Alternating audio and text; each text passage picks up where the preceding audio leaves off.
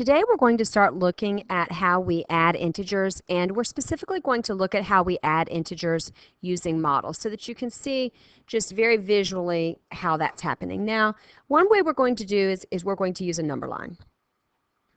So if you want to use a number line to add integers, this is actually something you've probably done quite a lot in elementary school. For example, if you wanted to do just 2 plus 3, from 0, we would always start at 0. We're going to go up 2, 1, 2, and then we're going to go up 3 more. So the plus really means and then. So when we do that, we end up at 5. So again, the plus really means and then. So we go up 2 because it's a positive 2, and then we go up 3 because it's a positive 3, and we end at positive 5. Now, if we were going to look at this with negatives, so let's say we wanted to do 2 plus negative 3. Now notice I have parentheses around the negative 3, and the only reason that I have those there is because it differentiates for me the fact that that is a negative symbol, not a subtraction. If I just wrote this 2 plus negative 3 like that, it almost looks confusing, as in, well, does it say 2 plus minus 3 or 2 plus negative 3? So typically you would put parentheses around the integer if it comes after a symbol. So positive 2 plus negative 3. So positive 2 we're going to do first. So from 0 we have to go up 2, 1, 2. Plus means and then. So and then we go down 3. And the reason we go down 3 is because the negative means go backwards or go down. So 1, 2, 3. So positive 2 plus negative 3 equals negative 1. Let's do some more examples. Negative 1 plus negative 4 means from 0 we go down 1 because that's a negative 1, and then we go down 4 more. So 1, 2, 3, 4. So negative 1 plus negative 4 equals negative 5. Our next one, 3 plus negative 7. So from 0, I go up 3, 1, 2, 3, and then go down 7. 1, 2, 3, 4, 5, 6, 7. So 3 plus negative 7 is negative 4 because I end up at negative 4. Negative 4 plus 3. So I'm going to start from 0 and I'm going to go down 4 because it's a negative 4. 1, 2, 3, 4. And then I have to go up 3 because the 3 is a positive 3. 1, 2, 3. So negative 4 plus 3 equals negative 1 because I ended at negative 1. For my next example, 5 plus negative 5. From 0, I'm going to go up 5, 1, 2, 3, 4, 5 because it was a positive 5. And then down 5 because my second addend is a negative 5. 1, 2, 3, 4, 5. Notice that gives me 0. Now, this is an example of the additive inverse. And additive inverse basically means if I add opposites, then my answer is going to be 0. So basically, doing 5 plus negative 5, they cancel each other out, and it just gives 0 because we go forward 5, then we go backward 5. It's basically like we've never moved. And again, that's the idea of additive inverse. We're going to look at 2 more examples with number lines. So our first one, negative 6 plus 10.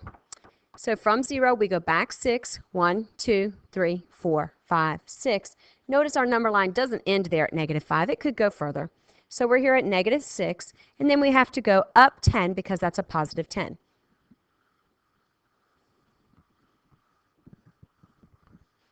that's going to put us at 4. So negative 6 plus 10 is 4. 5 plus negative 3. So from 0, I go up 5, 1, 2, 3, 4, 5. And then I have to go back 3 because that's a negative 3. 1, 2, 3.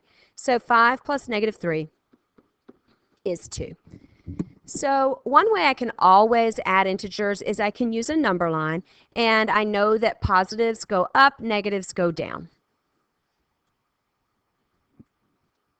Take a moment and try these. You can use a number line. When you're finished, check and see how you've done. So pause while you're working, and when you're finished, check and see how you've done.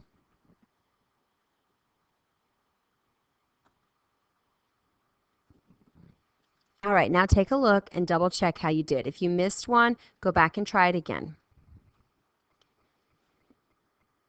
Another way that we can show adding integers is we can use chips. I call these chips because they kind of look like colored counter chips, but we can use these to illustrate integer addition. So if I have 3 plus 2, again, this would have been like when you were in elementary school and you had the little teddy bears or cars or sharks or whatever, little plastic figures, and you used those to show your addition. So this one shows positive 3 plus positive 2. So I would have 3 positives rather,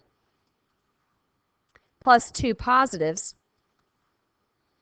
And once I've done that, then in total I have 5 positives, or positive 5. Now if I want to look at this with integers, this example is negative 6 plus 5. So if I have 6 negatives,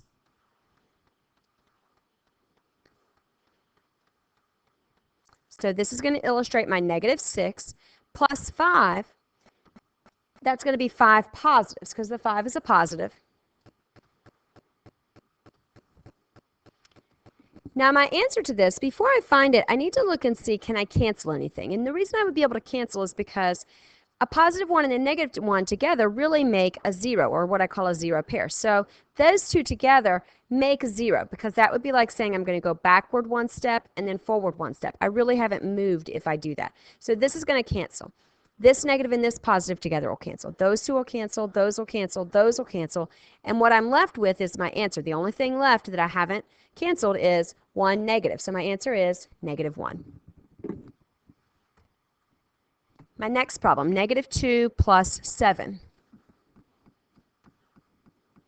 So I have 2 negatives, and now I need 7 positives to show the plus 7, the plus positive 7. Now this time I can only make 2 0 pairs, because again, to make a 0 pair, and I can do that all in one step if I want, I can cancel out the 2 negatives with 2 of the positives. And what I'm left with is positive 5. So my answer to this one is positive 5. 5 plus negative 8, that's going to be 5 positives because that 5 is a positive. And then 8 negatives because the 8 is a negative.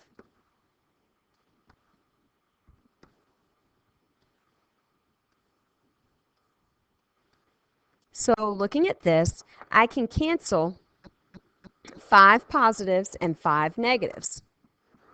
And that's going to leave me with 3 negatives, or negative 3.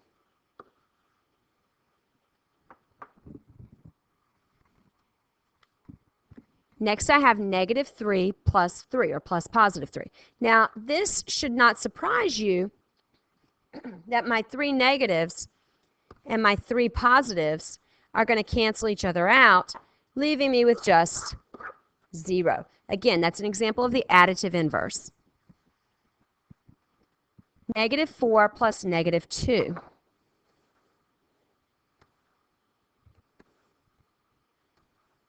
So I have 4 negatives, and now I need 2 negatives to demonstrate the negative 2. Oops, just 2, not 3. So when I go to do some of my canceling here, I can't do any canceling because I don't have any positives to help cancel out negatives. So this time, nothing's going to cancel, and my answer is just going to be negative 6. And now we've kind of looked at 2 different ways that you can model adding integers. So whether you choose to use the idea of chips, and if you do the chips, you really don't have to have circles like that or anything. I could have illustrated this problem with 1, 2, 3, 4. 4 negatives plus 2 negatives.